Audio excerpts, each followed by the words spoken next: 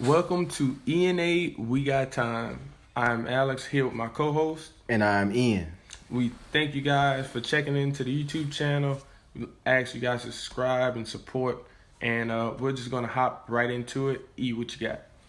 Well, I'm going to start off with the surprise team of the year. And so far, I think the surprise team that made the biggest turnaround so far this year is the Dallas Cowboys. The Dallas Cowboys, they're on a 5-game win streak. They look like they found their stride these last 5 games. I mean, you started off 3-5, and you hit it off with five good wins. Now you're 8-5, and you got some games coming up that's pretty obtainable. Pretty good. I agree with it. Taking down, holding the Saints to remarkable under 20 points. That's a feat we probably won't see for the rest of the year. Right. I do have one problem though with this last game. There's a few concerns with me on this Dallas team. They are playing some excellent football. One thing that concerns me is Dak. He's missed Michael Gallup wide open 2 consecutive games, the Saints game and this game. I feel like he could be a lot more accurate. I can agree with that. I do agree with that. Zeke's playing some really good football, but at some time, you have to throw the ball on the field. Right. He did a great job getting it to Amari Cooper. Amari Cooper had 10 for 2, over 200 and 3 touchdowns. He got in the end zone pretty constantly. The Sunday night game. Zeke even put on a good show. 28 carries for over 100 yards. My biggest impression about the Dallas Cowboys is the defense. The defense has really turned it on these last couple weeks. I mean, they got up to 5th in total defense. I love the tandem of Smith and Van Der Esch at the linebacker position. And who would ever thought the Cowboys would have a good, decent secondary this year? It's been a while since we've seen a good secondary by the Dallas Cowboys. Definitely. The last 3 games they have is at Indy, Tampa Bay, and then at the New York Football Giants. Your New York Football Giants, who's off to a good start. Off to a good couple wins as well. So I think that's my surprise team. I think the Cowboys they managed to get that division taken care of. They had a good quality win in the Eagles, beating the Philly. But before I put on my cowboy hats and my click clacks, I just like to say the one thing that worries me about Dallas is discipline. They have 11 penalties against the Eagles for over 100 yards. That's unacceptable. Right. The game was a lot closer than it should have. They doubled the Eagles in first downs. Total yards, it's 576 to 256. Lopsided. It was real lopsided. Time of possession is the biggest thing. 45 minutes to 22 minutes. That's my biggest concern in that game too. Like, you had the ball for 45 minutes on offense, and granted, Zeke had 28 carries. That took up a lot of time. But I mean, you only managed to score that much points. I thought they would have scored more points with that time of possession. The offense was on the field a lot that game. Credit the Eagles, they did some good things, but it wasn't good enough to beat Dallas. And I think, like I said, I think Dallas holds on, and I think Dallas gets that division taken care of. I agree with you on that. But on to matters of this coming week. This might be the turn tide of the division. Kansas City versus the Chargers. I really like this game. This is primetime Thursday night game. It's in Arrowhead. I circled that game on my calendar. I circled that game because the Chargers beat us, and I'm a Pittsburgh Steelers Nation fan. The Chargers beat us, and I kind of respected them. Out of all our losses, I respected the Chargers this year. I respected the Chargers, how they came in to Heinz Field and beat us. Now, I'm rolling with the Chargers, and you're rolling with the Chiefs. Definitely. I know you're rolling with the Chiefs. Mahomes is your guy, and I feel like Phillip Rivers is one of the most underrated quarterbacks in the league, Alex. And I've said this for years now. He puts up numbers and he gets discredited a lot because he can't seem to win the quote unquote big game, which he's the only quarterback in that draft class. With Ben and Eli, yeah, he's the only one that hasn't won the big game yet. I think He gets discredited a lot. the biggest thing with this game is, like you said, Phillip Rivers is always very underrated, and he is a very good quarterback. And a lot of people are saying Patrick Mahomes is overhyped. The reason I'm not believing in it, when you look back to Game 1, this is basically Patrick Mahomes' first start. It's first game of the season. He has to travel to LA, and he plays that Chargers team. And Phillip Rivers throws 2 picks. One, which was very unacceptable, pretty much a rookie mistake. You got a young guy in there, Patrick Mahomes, likes to throw the ball downfield, likes to throw the ball all over the place. You got to get that man in there, put some pressure on him, put some points on the board, and you got to get him out of there. Say, hey, this is my house. You're just a visitor. Also in that game, they did a pretty good job of moving the football. I will not lie. The Chargers had over 500 total yards. Chiefs right under 400. Phillip Rivers was able to pass the ball around that one of the league's worst secondaries. Worst. And I'm glad you said worst secondaries. The Chiefs are dead last in passing yards allowed per game. They're 30th in total defense. They're giving up 410 yards a game on the ground and in the air. I just don't see how they ride that wave into the playoffs. And I feel like that defense will get exploited come Thursday night against KC. Against the LA Chargers.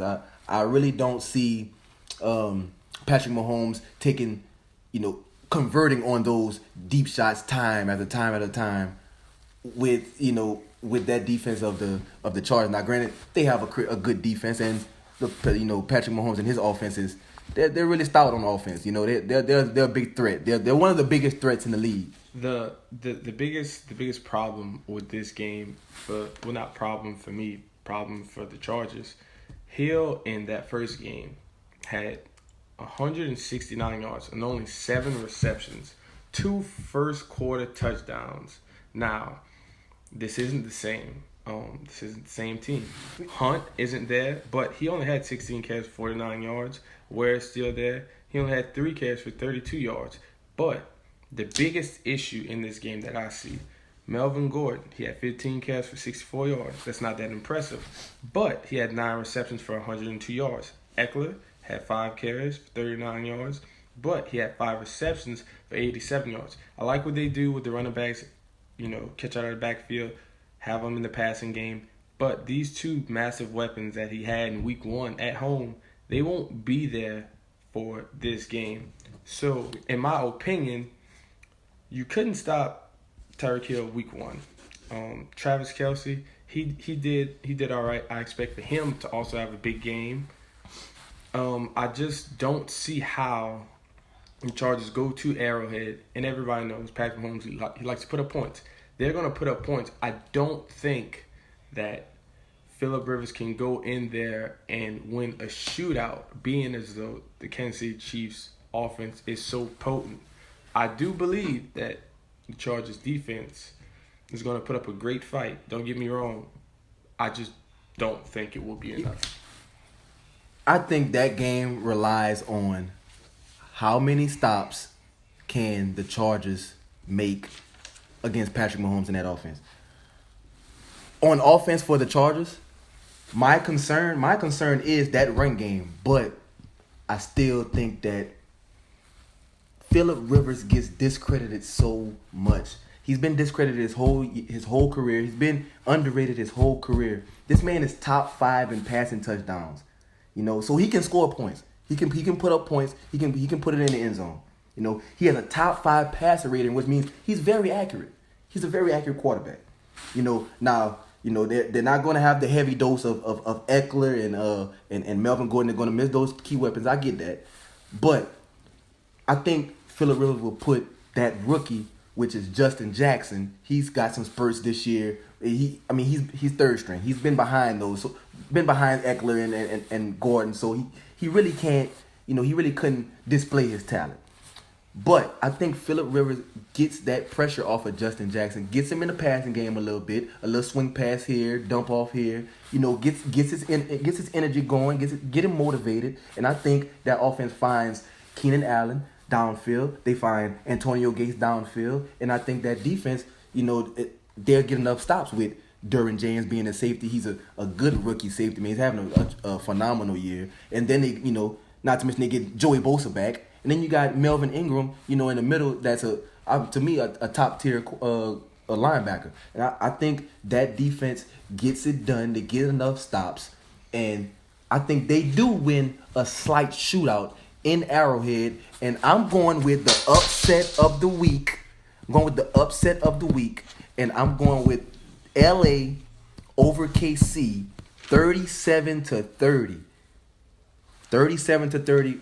And they ride Phillip Rivers onto the week. I'm just looking through my notes, and I'm trying to look through my colleagues' notes to see who messed with his papers, because I have Kansas City Chiefs winning 42 to generous 27 points. Yeah, I do not believe Phillip Rivers is going to go in there and get it done. Like I said, history is going to repeat itself. You couldn't get it done at home with everybody there. Yeah, you're banged up on offense. You're gonna go in Arrowhead. You're gonna get in a shootout, and then before you know it, it's gonna be. But think about it, Alex. Think about it. The Chargers are 10-3 this year. They're 10-3. That they have met their feat from last year with 10 wins. So they're 10-3. They're maybe a game and a half behind, or maybe a game. I'm not sure. It's not in my notes, but they're right on the heels of KC. I feel like they have a good motivated game to try to get back into the division and try to clinch that division. That division is still up for grabs. And it starts with KC. Out of those 3 losses that Phillip Rivers has and the Chargers have faced, Phillip Rivers have thrown for over 400 yards in 2 of those 3 losses. So it's not Phillip Rivers' fault. It's not. He's doing his job. He's getting the job done. But I think that defense of KC being last, even with Eric Berry coming back, even with those pieces coming back on defense, huge addition. Yeah, it's a huge addition. But I still say they don't contain Phillip Rivers. I feel like Phillip Rivers gets 350 to 400 yards in that game, because I can't put my faith in the 30th ranked defense in the league. The last pass defense, that secondary is a mess. The secondary is a mess. But you're winning by this much. I can't ride that wave in the playoffs. My offense can score, but my defense is giving up as much points. I tell you, they meet a team like Tom Brady and the Patriots. They meet a team something like that, of that caliber, that knows how to score. I don't think Patrick Mahomes wins that shootout. If they was to face Baltimore again, which they played a good game.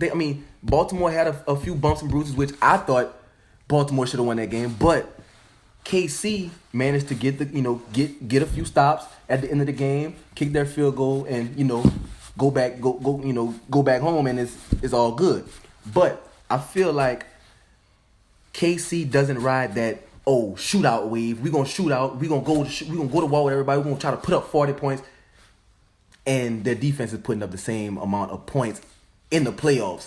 I feel like the history repeats itself, like you say, and KC still won't get a playoff win since the 1990s.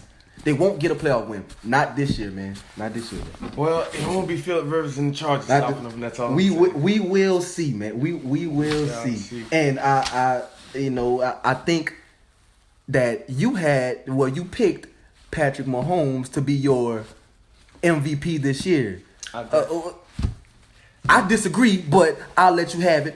What's up with that? Why Patrick Mahomes? The guy's pretty much a rookie. He was there last year. They let him play a little bit last year, get his feet wet. But this is his first real season. He's 11-2 right now. Even with that deplorable defense that you just mentioned, they're 4-0 in that division.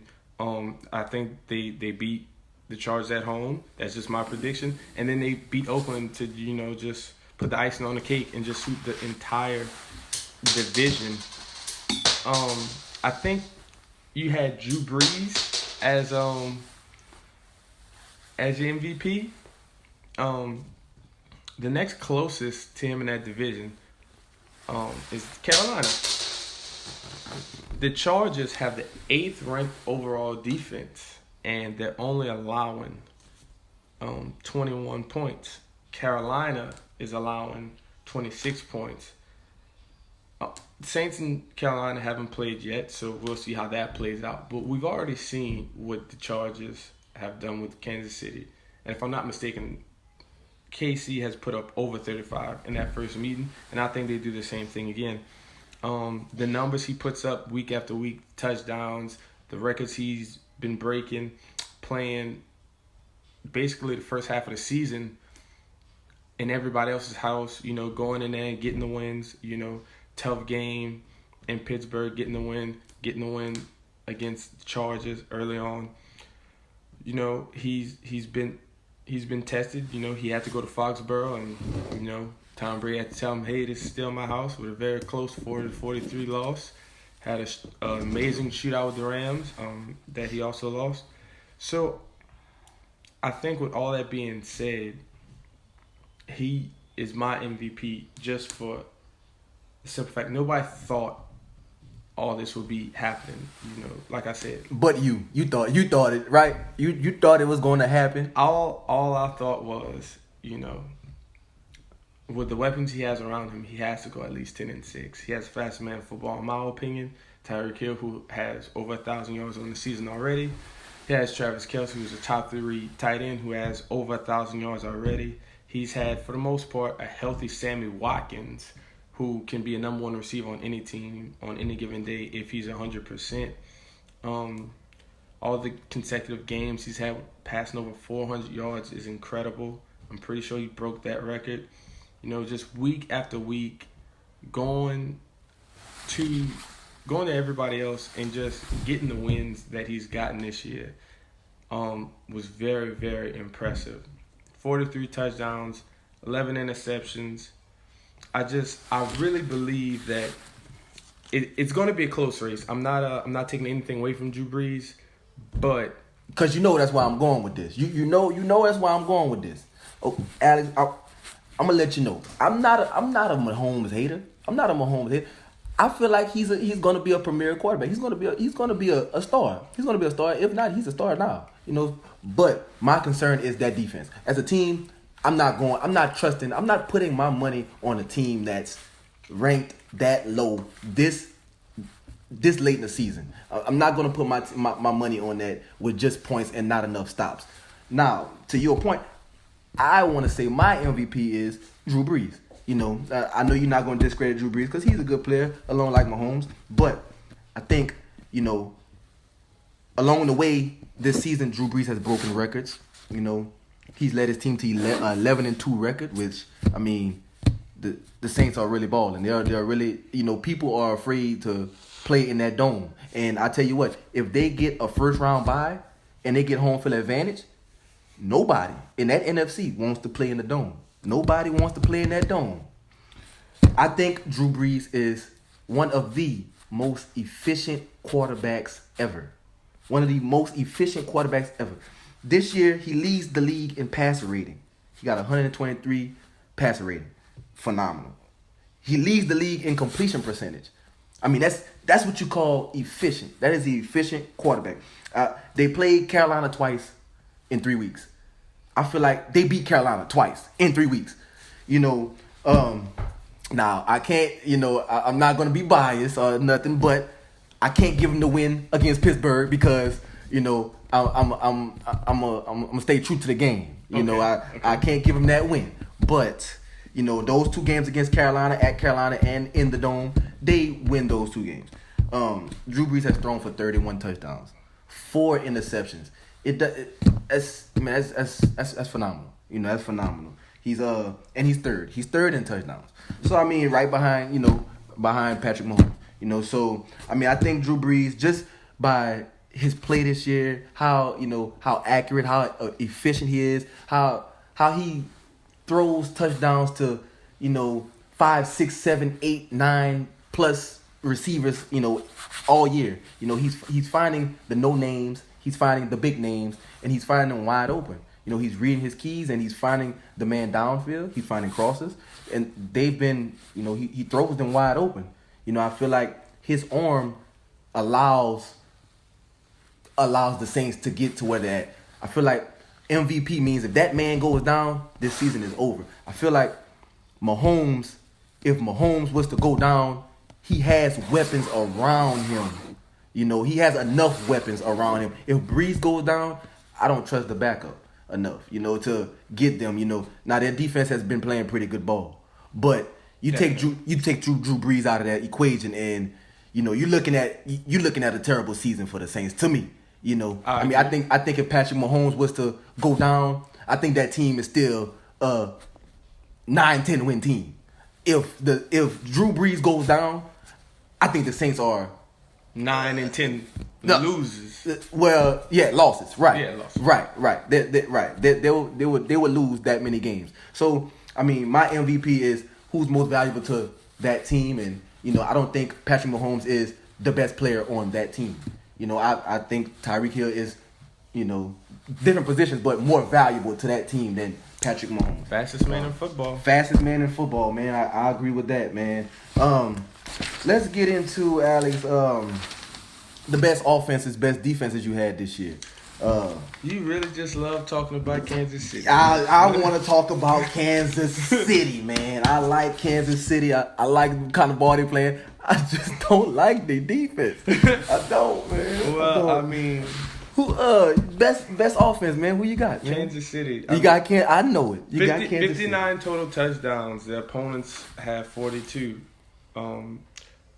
Over 5,500 total yards on the season. The opponents have right over 5,200. That's an entire football game almost. Talking about 300 yards more than all their opponents.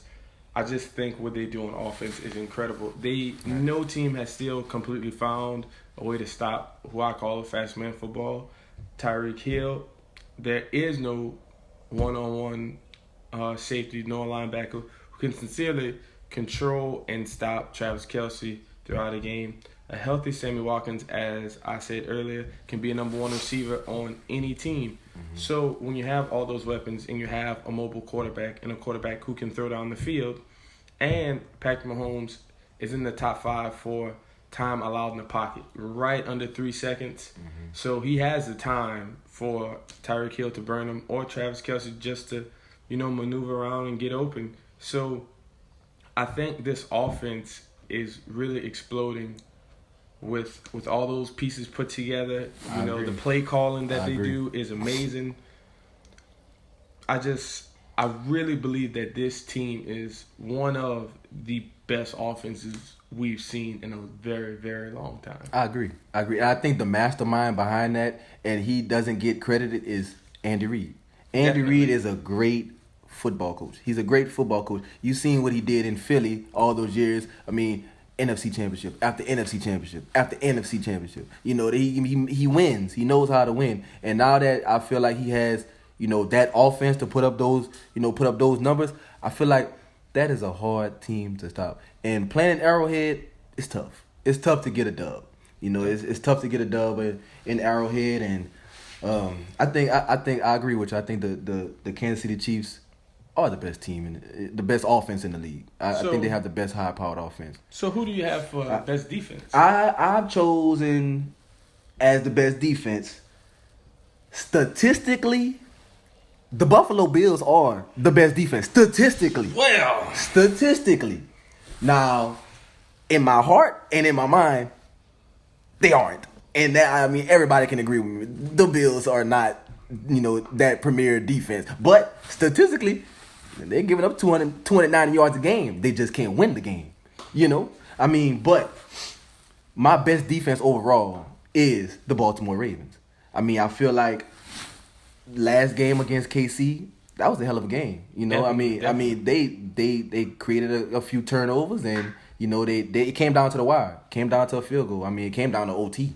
Yep. You know, I mean, they caught a couple breaks. KC caught a couple breaks, but I think Baltimore played very well on defense against that high-powered offense. You Definitely. Know, at KC.